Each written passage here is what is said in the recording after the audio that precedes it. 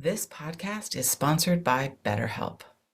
After experiencing trauma, I went to therapy, and my therapist guided me through a difficult time in my life.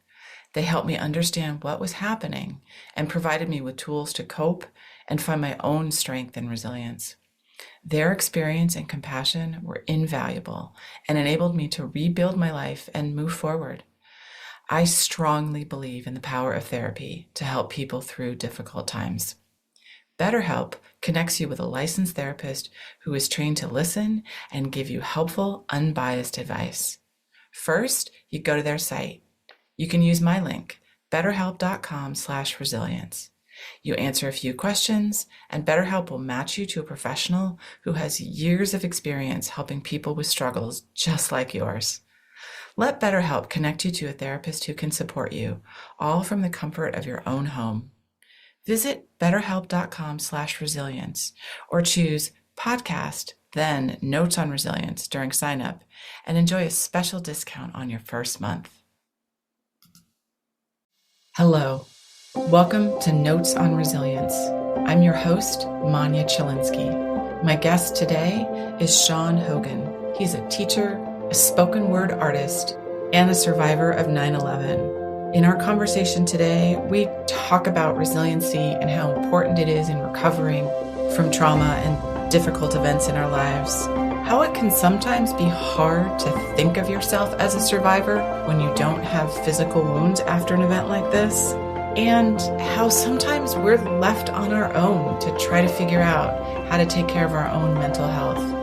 I think you'll find this conversation really interesting. I know that I did. And find Notes on Resilience on Apple Podcasts. And please subscribe and leave a review if you like the show. Thanks. Hi, Sean. I'm so excited to be talking to you today. Thanks for being here. Yeah, thank you for talking with me. I appreciate it. So to get us started, before we find out who you are, I like to ask all my guests, if you could have any superpower, what would that be? So the idea that I think my superpower would be based at least somewhat on one of my weaknesses, I think that my superpower would be the ability to interpret, to read and understand nonverbal communication the same way I'm able to understand written or verbal communication. Yes. I've always struggled with that aspect of things, and I never knew why till later in life. But yeah, I would really like to sort of be that perception person, like, oh, I know what you're thinking. I know what you're saying. I know what you meant. Yeah, that would be a really strong power to have, I think. That would be an amazing power, especially I know what you meant. Sort of, I got the thinking behind the words. Yeah.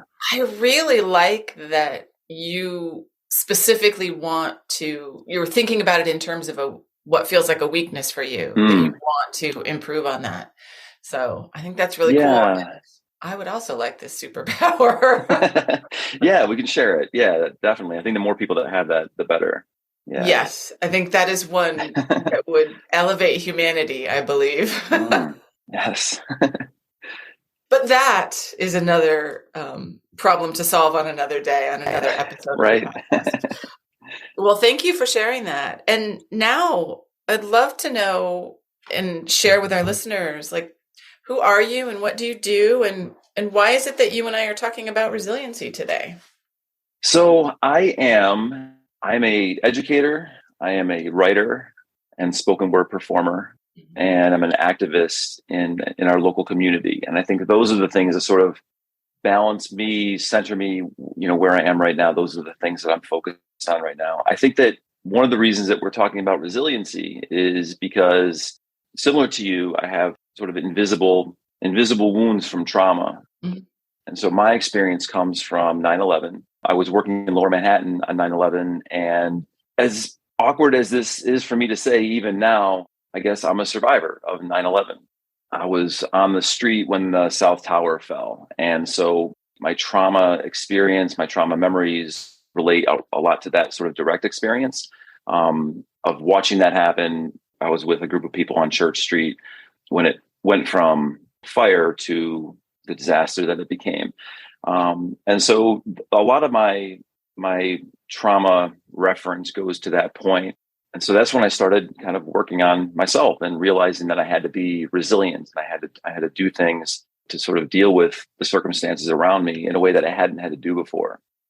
And in that work, a lot of the things that came up were the events of that day, the impossible and unbelievable and difficult things that we were dealing with, that everyone was dealing with. And then, that was sort of the beginning of my journey. Over the next couple decades, I found myself having to be resilient quite a few times. And I look back to 9/11 as the beginning of it, because that's when I sort of broke for the first time. And that's when, for me, some of the bottom dropped out a little bit for me. And I was resilient, and I got back up on my feet. And what I noticed was that the resiliency got me as far as getting to the next thing. And then once I got into the grind and got back into doing things and having responsibilities and swinging back into life, when another thing happened, I had to be resilient again and again and again. And so over the past couple of decades, it's been a process of little moments of resiliency, working on myself, picking myself back up, going to where the next thing hits, and then doing it again. And so where that leaves me now, where that brings me now, is that a lot of my work is focused on that sort of just, this is a process. Life is a process of understanding, of getting to know yourself and other people. And just sort of this idea of constant improvement, constant attention, like with trying to approach it with a non-judgmental eye, and just trying to deal with the things that come to me as they come to me, and trying to move along to the next step. Yeah. It sounds like a lot of the kind of work that you've done is similar to the kind of work that I've done in the aftermath of the bombing, sort of coming to that place of just accepting life for what it is and kind of riding the ride that we are on. Yeah, because here we are, and when I look back, there were so many things that happened. 9/11 to me was an original trauma. But in my self-examination, in the work that I've done since then, I realized that I had things going on way before that. I had things that I was not dealing with that affected the way I interpreted that event, that affected the way I then interpreted other things happening, And so I'm really grateful for the opportunity to do that sort of self-exploration work, as difficult as it is. Well, thank you for sharing your story. And you mentioned when you first started talking that it's hard for you to say that you're a survivor. And I'm curious if you want to share a little bit more about why that's so difficult. Yeah, I mean, I wasn't wounded. So it was a weird experience. There's a lot of survivor's guilt that's built up, right? Mm-hmm. I remember I lived in Hoboken and worked in New York City. And so my route home at the end of that evening was a ferry boat from Manhattan Island across the river to Hoboken. And I remember when I got off ferry going through the terminal there was someone there asking, like a mental health support person. I think she was from the Red Cross. She was asking people, if they needed help, if they wanted to talk. And I remember thinking, I don't know, I just want to go home. And the other thing that was going on in the terminal when I got there was that there were stretchers and doctors and nurses everywhere, but there were no injured people. There was services set up waiting to assist physically injured people, and there were none. And so it was this weird scene where everyone around us was deeply wounded, but not in the way that they go through triage, and not in the way that they go through the normal medical system that we have, right? Right. The mental health person was literally one person standing with a brochure, in this crowd of people trying to get home. And it's a striking difference between mental health and physical health. And, even in the weeks after that, the mental health support, and this is something I've dealt with. I've been thinking through this a lot, but what contributed to, I think, my mindset to this was, in the weeks leading, coming away from 9/11, there was a lot of, you couldn't go anywhere in New York City without people saying that it's okay to ask for help. It's okay to say that you're struggling. It's okay to say that you're suffering right now. But the images were all of these cops and firefighters, right? You see it an advertisement, and a firefighter, all dirty face, it would run into the scene and lost friends and brothers. And, it's okay for you to ask for help, man.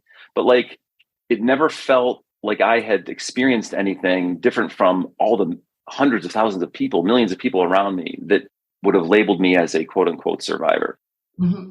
And I've also, thought a lot about the fact that to the extent that it affected us, we're all sort of survivors of it. Everyone had their own experience. And I met people in the years afterwards when I would tell my story who would say, I was in California at the time. I was in Pennsylvania at the time. I was in Florida, and I couldn't believe what I was watching. And it really upset me, but it wasn't anything like what you were going through. Mm-hmm. And at that point, I realized that there's a lot of gray area in how we all survive experiences. And I would tell these people that it's okay to feel what you're feeling. They would say to me, I was sad. I didn't experience what you experienced, so I shouldn't feel this way. I'm like, nah, you have to own that. That's okay to feel that way.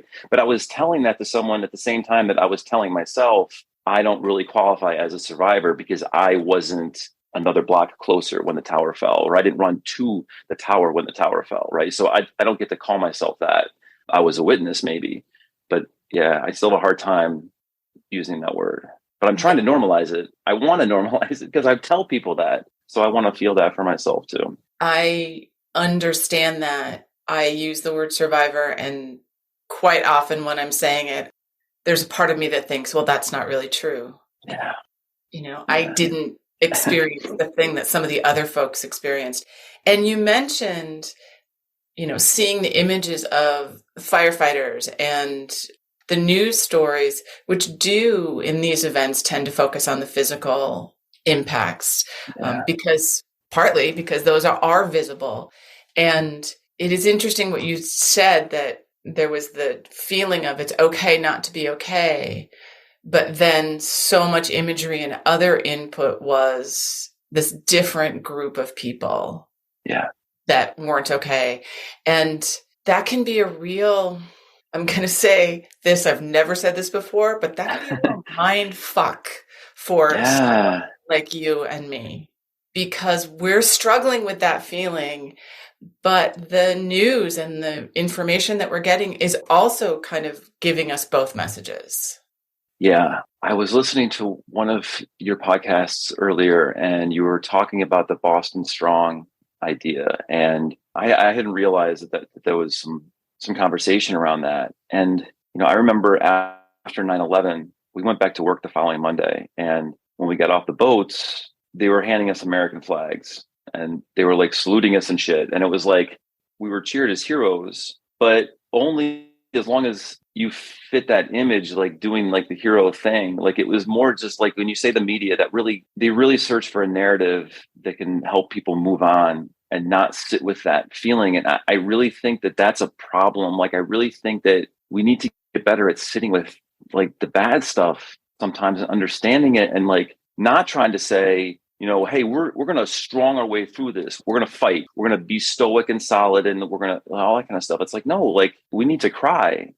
We need to grieve. We need to get angry in a productive way. We need to connect as a community. You know what I mean? And I understand there's the motivation behind some of those slogans and things like that. It does build a sense of community, but it builds it on some of that strong jingoistic, raw, stuff that doesn't really always end up in healthy places. Right. I like that you talked about we need to learn to sit with the sadness and the discomfort. Mm-hmm. And I think as a society, that's really hard. It's hard for us as individuals to let ourselves be uncomfortable. But I think there's such a tendency to want to make it go away and fix it and make everybody feel okay, because I think it's hard for us to sit together and be uncomfortable. Yeah. Yeah. Well, thank you for sharing that. And I feel such a kinship with you for so many of these things that we're talking about. And I think we've touched on this a little bit, but what do you think people most misunderstand about experiencing a trauma like you and I did?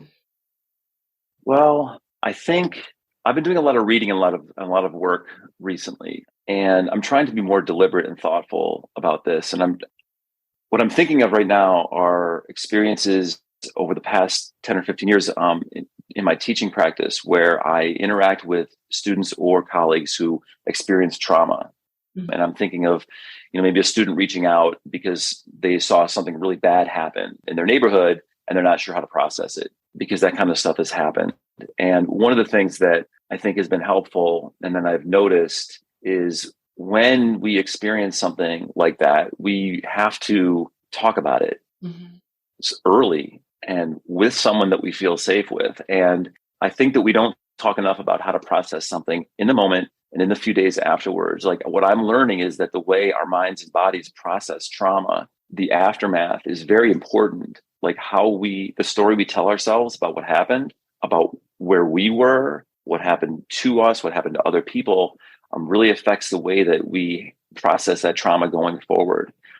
And so to me, one of the things that we're not really focused well on is that process. Yeah, like, what happened? How do you feel about it? Do you know you're safe? That sort of resetting, because when we're scared, when we come away from a place and we don't feel like we're physically safe, we're maybe materially safe, but we haven't done the work to make our bodies and our mind feel safe, then that sets us up for experiencing all the other things in a way that can really cause more problems. Right. A lot of my trauma stuff and my work was focused on the day, maybe the couple days afterwards. I didn't learn till later, till I was a teacher during COVID, that that it was complex PTSD. It was the weeks, it was the months afterwards of working in an environment where we smelled the burning and we smelled the bodies, and working in a place where the government was not honest with us, and we were working in a place where our priorities were not. It became very clear quickly that we were not valued, that we were just sort of like moved back into the system of got to get things running. So like all of those things were compounded by the fact that I didn't deal with the original trauma very well. So I think that's an important thing. And it goes back to that, just being honest and just facing what is happening. And I think that we're so distracted. We're so easily pulled from the next to the next thing. We just want to move away from the bad, move toward the good, even if it's just like, I don't want to see inspirational quotes like after the trauma. I want to see people hugging each other. Like, this is like, yes, we need to move on, but we also need to sit with it. We need to understand what's happening so that we can move on in a healthy way. Right. And I think in a very real way, we just don't get taught how to deal with something difficult like this. No. And so it happens, and then we are each trying to figure out, what am I supposed to do now? Right. All asking ourselves the same questions, right? Yes. With not easy answers, but simple answers, right? And that's why community is so important. It takes it for me. I learned to go from self-care to community care. Mm-hmm. And that's, at least for me, that's without having the services and the systems around us that are working. If I can reframe my efforts to community care rather than self-care, then I think because community care includes self-care. And so if you're focused outward in just your interactions, then maybe we can overcome some of that social stuff. Yes.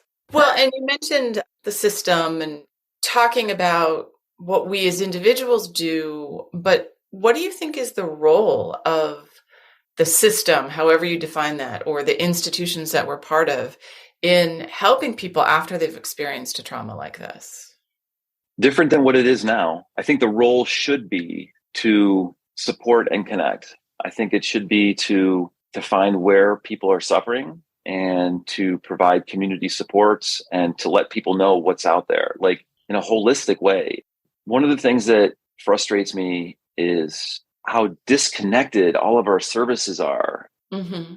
Whether it's getting therapy or getting medicine or getting a support group, there's all these things out there and you don't know unless you really have to look. We're left on our own mental health wise. We really are. As a society, if I don't know to search up the right kind of support group or to find the right kind of, whether financial resources or travel resources or whatever, like a lot of that stuff is out there, but it's so hard to find. And unless you're really empowered and privileged with access and time and just a lot of resources, you can't get into the systems that are in place. Mm-hmm. So to me, I mean, we're failing on a lot of levels, but I think that one thing I would like to see our system just generally do is just do a better job of connecting people to what they need, ask people what they need and get them the help that's out there. Because a lot of times it is there. And a lot of times communities have those resources, but there's a person 3 blocks down from the community center who's never heard that they have a food bank, right?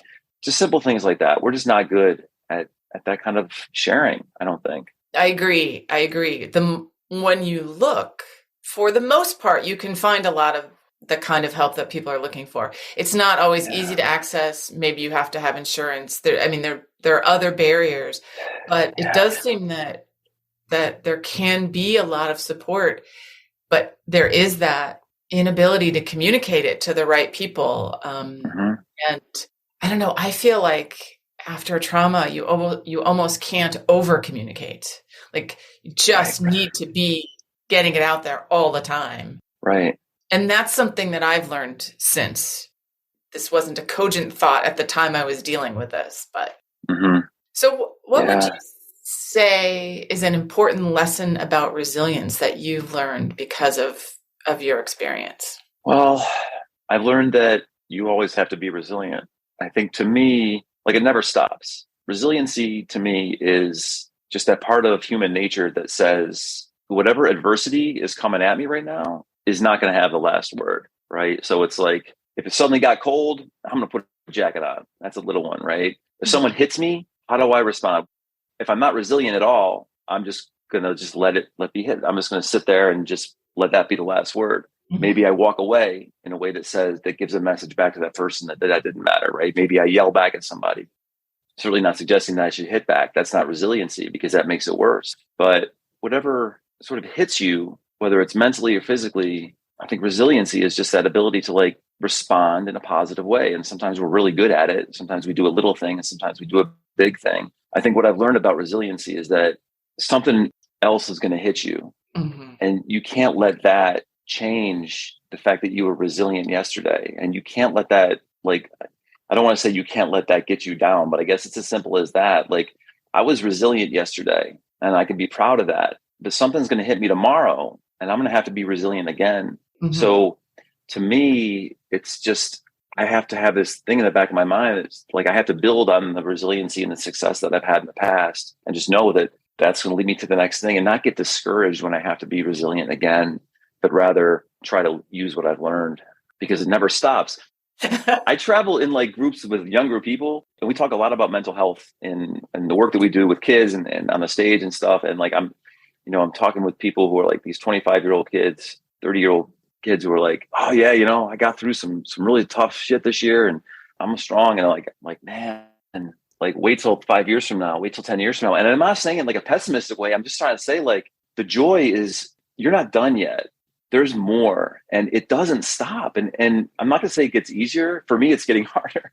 I'm definitely dealing with some stuff. Like I'm uncovering some things about myself that are difficult, but I'm getting better at it. And when you get better at it, it's easier to face the more difficult things. Yes, absolutely. And the joy of realizing, hey, I got through that thing is real. Yeah. But it's not the end game. And we want it to be the end game. Yes, we do. And sometimes we can celebrate and we can have big moments and small moments. I think the big moments are worth it. When you realize something about yourself or your relationship or something, and it's like, wow, and it really just changes things and it gives you a new outlook on life. I mean, that's huge. That is absolutely huge. So you've mentioned working with young people. You're a teacher, you're a writer, you're a spoken word artist. How do you think your experience has informed those parts of your life? So I became a teacher. I'm heading into my 13th or 14th year teaching. So I wasn't teaching during 9/11. I was working in publishing, and I was working in publishing for about a decade afterwards as well, because that's where circumstances took me. Part of my work after 9/11 was realizing that I wanted to make more, I didn't use this term then, but I wanted to make more values-based decisions for my life. And so I had decided then that I wanted to stop working for profit and I wanted to do more service work. I wanted to do something where like, yes, I was making money, but also it was a more sort of ephemeral, abstract exchange of things because I didn't like just working for other people's profits. So I had made a decision before I became a teacher that I wanted to do something like that.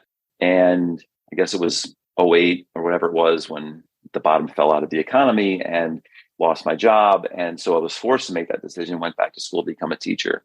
The reason I teach reading and writing is because reading and writing, especially writing, is what got me through my trauma from 9/11. Practicing my craft, finding community among writers, online and then in person, really transformed my approach to life, my approach to myself. Before that, I'd always been a writer. I've always been a writer, but it was always a secret little thing. It was always just something I did for myself. And I was too ashamed to talk about it because it was something that I was pursuing that had no end. It had no purpose necessarily. It didn't seem like something I could share with people. And so after that, after 9/11 happened, that was my path, expressing myself in writing, discovering writers that resonated with me. And so I wanted to share that joy, that knowledge with other people. I wanted to say, hey, if you can figure out how to write, how to communicate with people, how to be understood, how to understand what's going on around you, that's huge. And so I kind of keyed in on that. And that's why I became a teacher.